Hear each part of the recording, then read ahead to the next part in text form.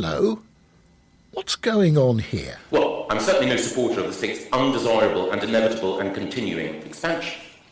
But I am against ever-lengthening welfare rolls, lives spent in dependency, children brought up without the exam passes that translate into jobs, health inequalities that will place growing future demands on the NHS, family breakdown, lawless public spaces, slum housing which makes its inhabitants ill, and civic institutions in decay.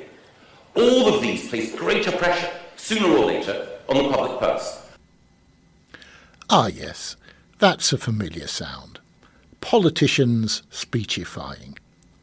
Come to think of it, it's surprising just how much this chugging rhythm is in the background of our everyday lives without us noticing it. Politicians talking and then talking more, turning speech into speeches. We hear them on the news. We hear them even when we're not really listening to them. We hear them hearing each other and then here I aming to potential voters. Listen or don't listen, you will hear them nonetheless. We shall listen and we shall say what in our view the national interest demands. What are they talking about? What are they up to? What do they want from us?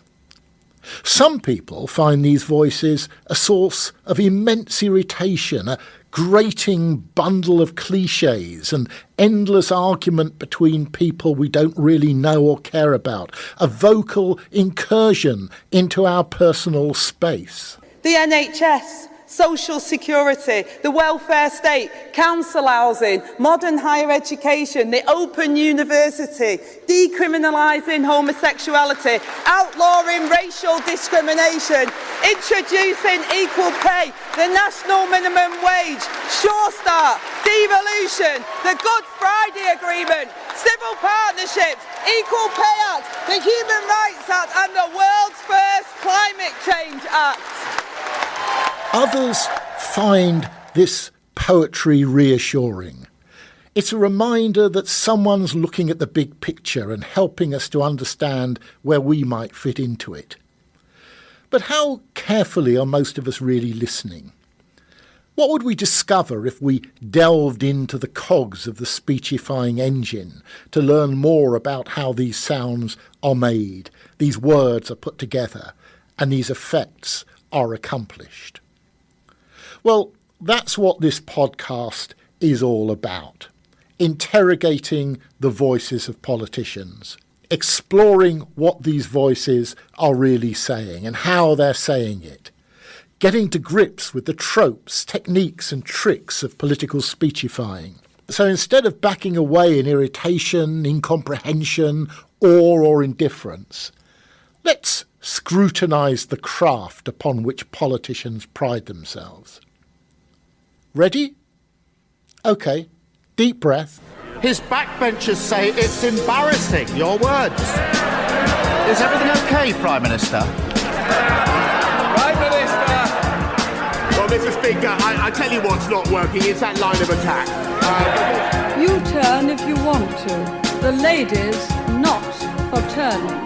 And I want you all to know that we are fighting the fake news. It's fake, phony, fake. The Sound of Politics with Professor Stephen Coleman.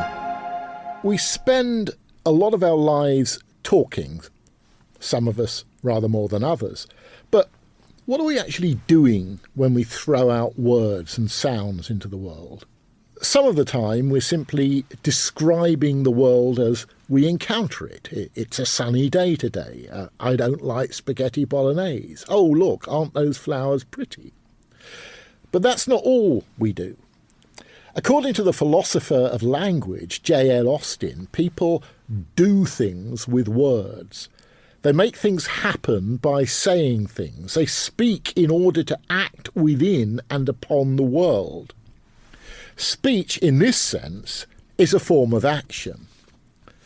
For example, a person saying, "I apologise," is not simply referring to an act of apology that's out there in the world. They're performing the apology. The apology is in the utterance. Or a police officer telling someone you are now under arrest is not saying, I have noticed that you've been arrested, but through this utterance I am arresting you with all the constraints upon your freedom that my words now enact. So quite simply, when we speak, we don't simply offer commentaries on reality, we constitute reality, or at least we try to do so. It's this performative aspect of speech that politicians are best known for. Through their words, politicians attempt to constitute realities. When they speak about the economy or war or a social problem, they're effectively saying, this is how we want you to see this reality. Believe in my performance and build your perception of social reality around it. Politicians, in this sense, try to get behind our eyes and say, see the world like this. They try to get into our memories and say, this is what really happened in your experience. They try to get into your imagination and say, this is what I really expect, hope for, and commit myself to bringing about. They seek to persuade us. Listen to me and believe what I say. They seek to show us that they represent us. Listen to me and I'll look after you. Yes, you, and people like you in particular. They seek to lead us. Listen to me and I'll look after you, even when you don't know what to say or do yourself. They seek to protect us from bad choices. Listen to me, not her, and definitely not him. Each of these four appeals, persuasion, representation, leadership and competition, require particular vocal skills and rhetorical strategies. So let's take a look at these appeals one at a time and see if we can gain a better understanding of how they're accomplished. Appeal 1, persuasion. Now, if everyone agreed about how things were and what they wanted, there'd be no need for politics. All we'd need to do is act in harmony to pursue consensual ends. Politics arises out of disagreement about how social reality is and how it should be. The first task of a politician is to persuade people to see reality through their eyes. At its core, they're saying something like this. This is the situation and this is how it really is. You might have convinced yourself or convinced by others of a different interpretation of this situation, but listen to the compelling evidence I have for seeing things my way. My version of reality corresponds to your experience of being in the world. Now listen, for example, to former Prime Minister David Cameron trying to be persuasive about the dangers of Brexit. In the single market, we get free access to 500 million consumers. That's crucial for our economy. It's where almost half of what we sell goes. If we have less good access, which we would if we left, obviously that's going to impact our economy. That will impact our car makers, our aeroplane makers, the service industries. I mean, looking behind us at that enormous industry on the wall of the London Financial Centre. So if we restrict our access, we will be less well off, and that obviously affects what we can spend on public services. There's no saving from leaving the EU. There's a cost, and my message is very clear, which is don't risk it. Let's look in detail at what he's trying to do here in this persuasive work. First of all, he's trying to frame reality through a package of incontrovertible evidence. It's this, there's this fact, there's that fact. Then there's what I would call the rhetorical inflection, a flow. It's almost a song, the same kind of song that you might hear from a really good salesperson.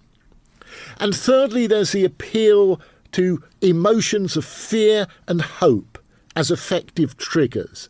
And we know from a lot of the research on political persuasion that those are the two most important triggers politicians need to go for. Let's look at appeal number 2, representation. Because the politician's second purpose is to represent, literally represent, speak for the people who cannot be present when decisions that affect them are being made. So in claiming to represent people, politicians are making claims a bit like this. I know who you are and how you live. I understand your needs as well, if not better than you do. I can speak for you almost as if you were present speaking for yourself. Let's take a listen to the former MP, Dennis Skinner, purporting to speak up for the entire British working class. It's time that we represented our class. There are plenty of underprivileged people out there. There are more than 3 million on the dole, according to the real figures. There's now 20% of our population pensioners that need help. People that haven't got two halfpennies to rub together. There's 160,000 people that are homeless, some of them living in cardboard boxes. It's time we were building houses again. We don't need Liberals and PR to do that. What we need is a bit of class politics. How's he performing this representative role? First of all, notice the empathetic mode of his speech. He's not just speaking about people, he's speaking as somebody who has an affection for those people he's referring to. Look at the politics of pronouns. We, us, them, they. It's the us in this rhetoric that's so important. And look at the importance of the colloquial idiom. He sounds like us. He's one of us. He can represent us. Appeal number 3, leadership.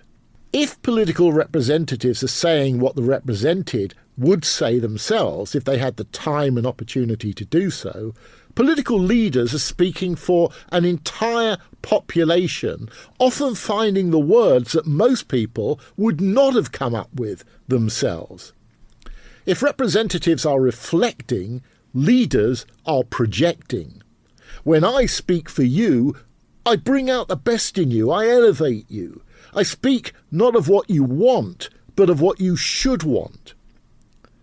Listen to the former New Zealand Prime Minister taking on this role of speaking for the entire population of her country. But for now, we will remember those who have left this place.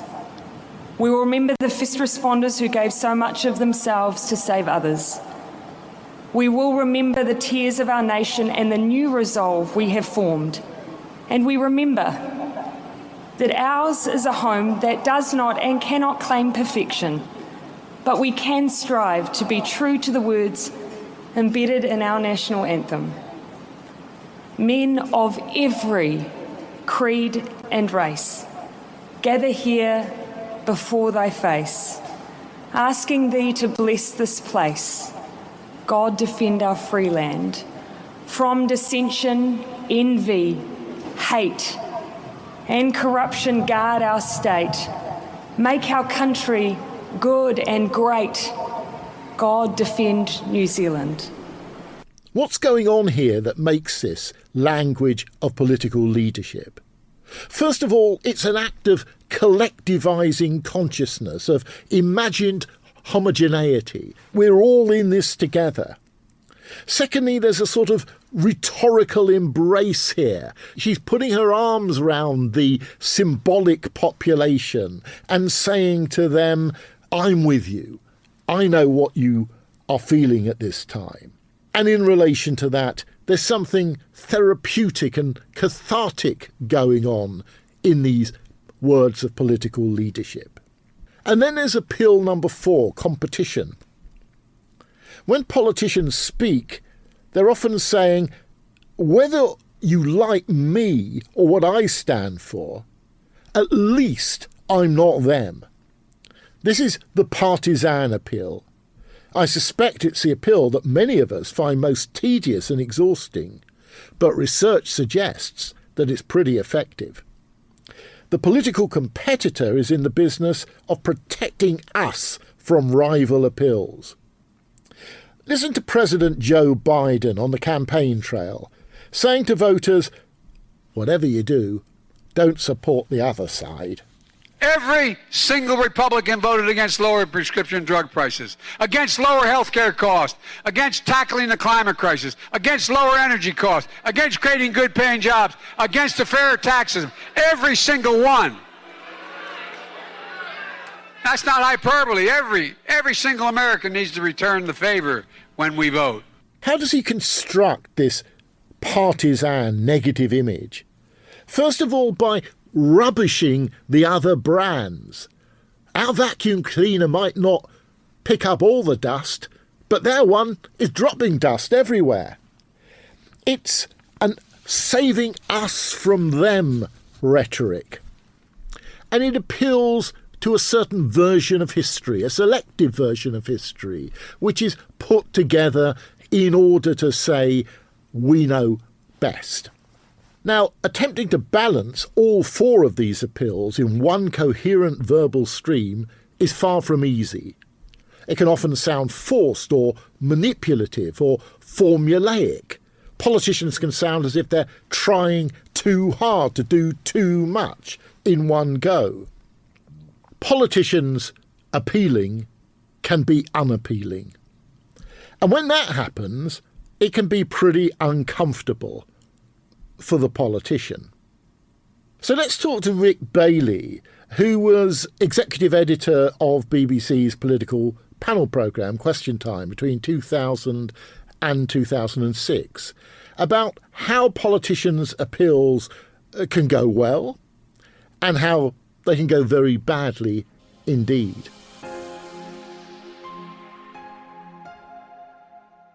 Ric Bailey, it's great to have you on this podcast.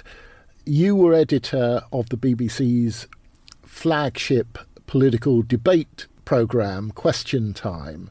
And for many people, this is the closest that they get to leading politicians. It's an opportunity to hear what they have to say and how they say it.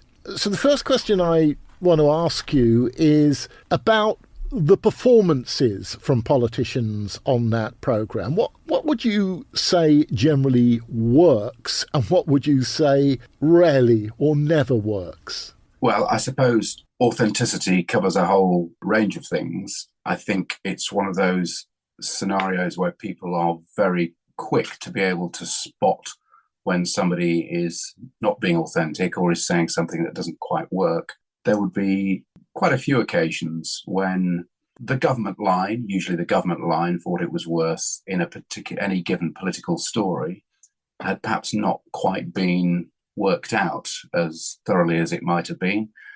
There might have been conflicting issues going around and the government hadn't quite decided what its line was. And this is going back over different governments over 15 or 20 years. When I was executive editor of Question Time, it was during the Labour government, but I still have a lot to do with it during Tory governments as well. And there have been some occasions when it becomes very clear from what the minister is trying to say, it's not going to work. By the way the audience react or by the way its internal logic is difficult to explain in those circumstances. And so I think over time there will have been examples where the government and whoever was thinking of the policy would go back and think again because they could see that it wasn't going to fly as a result. And not just of Question Time, but Question Time was a particular environment in which that could become quite obvious. And I think one of the points about that is that you're trying to, and this applies not just to the minister but to whoever's on the panel, that you're talking to different audiences and you're having to say things which normally would be separated out but come together in that environment. I'm not going to ask you to be indiscreet. Of course, I'd like you to be indiscreet, but I wonder whether you can think of any examples of really exemplary moments of sort of verbal seduction where a politician gets the audience in the palm of her or his hands, or whether for that matter you can think of examples of catastrophic performance where it just all goes wrong and the audience just laughs or boos. There are quite a few examples of that, and it's usually when the political environment is at a particular moment. Without going to specifics, I can think of times when there have been scandals around MPs and their expenses and so on, and how Westminster works, for instance. And that's one of the discrepancies you often get, which is that what was acceptable within the kind of village of Westminster, and that's particularly true of things like expenses and so on. When you expose that to a general audience who are living their own lives in a way that wouldn't even begin to contemplate something like that, you can sense the disbelief, and yes, sometimes laughter. I mean, there are a number of examples of that. But I suppose it's the ones in the middle that I find interesting, the ones where it's not particularly dramatic. I think I can think of one where a minister was being sent out to talk about, I can't remember the details now, but it was about putting vending machines in schools or something. It was around healthy eating. Right. And, as he tried to explain it, you could feel that the audience wasn't buying it.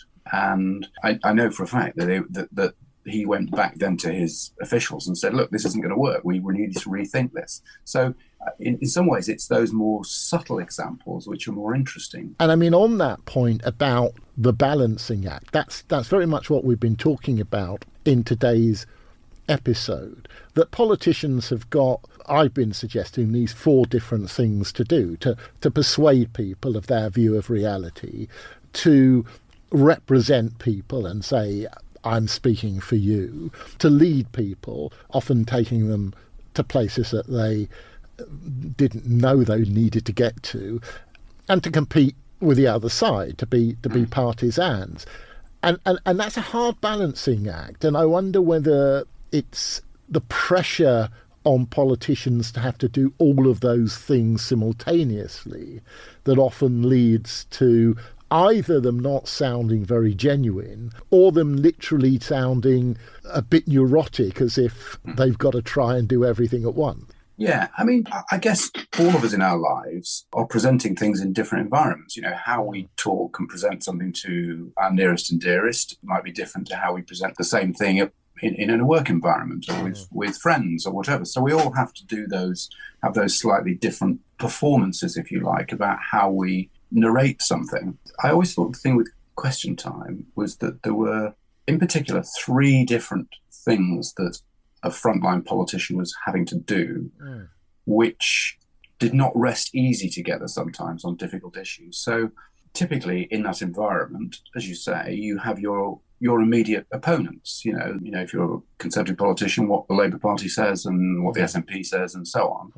And in a way, that's the one they're most familiar with, because that's the whole atmosphere of Westminster, is that combative, argumentative, polarising way of presenting something. Everything you say is wrong, everything I say is right, and I'm not going to make any concessions on that. And that's almost the simplest and the way in which they're most at home. But of course, they're having to do that at the same time on somewhere like Question Time, whereby you also have a second element. So if you're doing an interview, on Newsnight or something, and you're being cross-examined by an interviewer, then that's a different environment again, and you're competing, trying to answer those questions, but you might be saying, well, you're asking me the wrong question there. What I really need you to say, and often reframing the way the question is coming is part of it. Of course, on Question Time, you've got that element as well, because you've got a very well-informed, very, full of research, full of background detail. So if you say something that doesn't add up, the chairman can say, well, hang on a minute, you said this 3 years ago, and now you're saying that. So, and throwing whatever facts are at it. So you're in a sort of potential interview scenario. You're in a potential House of Commons scenario with your opponent. And then, of course, that third element, which is probably the most important, is the public, as represented in there by the audience. And, of course, for them, you have to have a different approach entirely, because you absolutely can't say to them, well, you're asking the wrong question, or you've got that wrong, because what they say by definition is what their view is. And if they've got it wrong, then you have to find a way of explaining that in that very non-combative way. You can't afford to get yourself into a position of arguing. And when you see politicians who end up arguing with somebody in the audience, that tends to really not work for them, and it creates impression. So those 3 different things are what you're trying to do simultaneously. And then there are a couple of things which are not happening there, but will be in the back of your mind, which is, my constituents. I've got to think about my constituents here. They're not represented here necessarily, but if I'm talking about immigration centres, or I'm about planning controls or pollution or something, what my party might be saying and what I might have been told to say or asked to say as the party line might not go down well with my particular constituents. And then I suppose the last one is your own party people, in other words, your spin doctors or your government department or whatever it is that say, well, this is, I know you'd like to say this, but we can't say this at the moment. You've got to say X. And then you find yourself in that environment with that not standing up and finding yourself going off script. And that will not play well with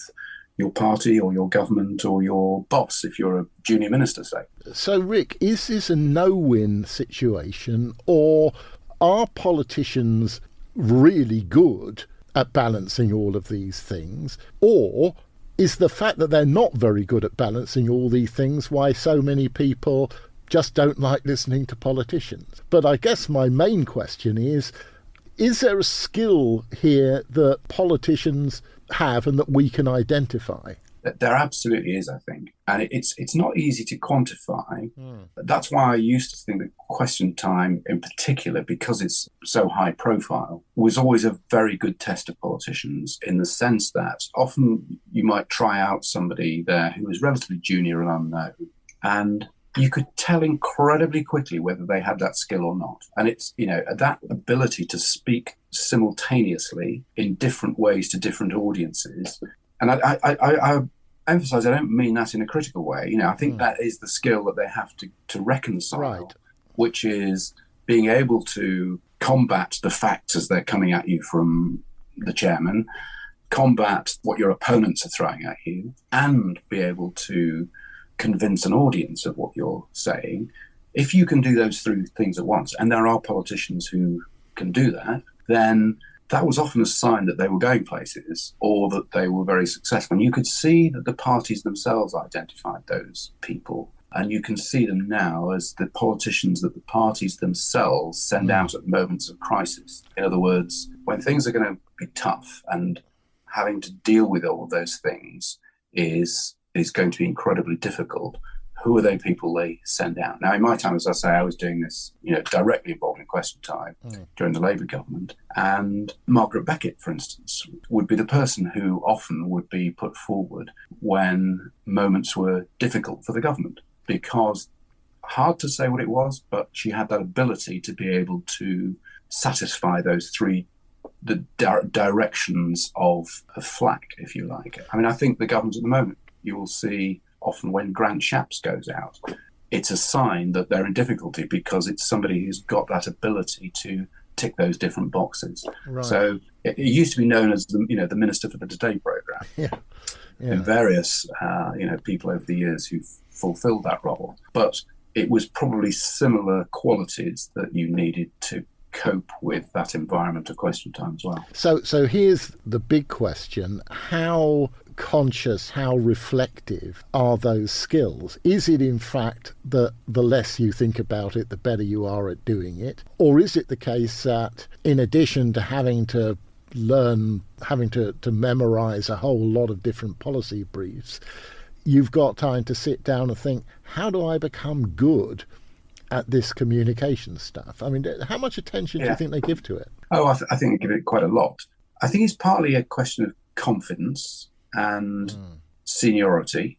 I always felt sorry most for junior ministers or junior spokespeople when they came on the programme, because you knew that they didn't have the authority to be able to work on the hoof, as it were, and sense where there was an argument was going a particular way, and be more spontaneous in the way they could address it without going too far off-piste. So if you're more senior, if you're more confident that something isn't working and therefore you need to be able to address it in a different way. But I suppose some of these are skills and some of these perhaps are intuitive. You've got to know the briefs, you've got to know what the government line is. That's a given. You've also got to know where the weak spots are, and have prepared in your mind how it is you're going to deal with that. You don't be caught on the hop, as it were, by a presenter or a member of the audience who will say, well, hang on a minute, that doesn't quite fit with what was said here or what was said there. So, it's hard work, it's conscientious work and paying attention to it. Right. But I suppose maybe the most important thing is that ability to communicate with the audience. And I'm not sure you can teach that. It's that ability to listen, to picking up on something that somebody says and really understanding it. I'm going to finish by asking you the question that I think I'm going to ask to everyone that I speak to in this podcast. What are the emerging trends, Ric? I do try and look out for these. I mean, I think, like everything else, it's political speak and political performance is being so much affected by what's going on social media, the way people are having to speak to their own audiences and their own polarized part of the argument. I think that's changing the dynamic of this quite a lot and quite significantly in quite a short space of time. And I suppose that's speeded up the process, because I think a lot of the framing for this would have been what's going to appear in the next day's newspapers, or that, you know, the mainstream media reaction to something, and the Westminster Village part of it. And I suppose that's the particular trend at the moment, is to talk as if you're not part of that Westminster Village, but that you are identifying with people. Now, I suppose people have always done that. But I think social media, again, has accelerated it in the sense that you create the idea that there is this small elite club of Westminster, and that actually I, as a politician, am not part of that, even when you quite obviously are, but that you have a much more sympathetic understanding of what your particular part of social media is telling you, and, of course, pretending that that is representative normal people and your constituents and so on. So that distancing of, although it's a perennial one, I think has been turbocharged. There you are, by social media and how people are trying to come to terms with it, which is not very well, I would say. I don't know why, but an image of Nigel Farage came into my head just as you were speaking there. Well, I knew that when you kindly agreed to do this, Ric, we were going to get fascinating insights, and we have. So thanks very much for participating in this. Thank you very much. His backbenchers say it's embarrassing. Your words. Is everything okay, Prime Minister? Prime Minister! Well, Mr. Speaker, I tell you what's not working. It's that line of attack. You turn if you want to. The lady's not for turning. And I want you all to know that we are fighting the fake news. It's fake, phony, fake. The Sound of Politics with Professor Stephen Coleman.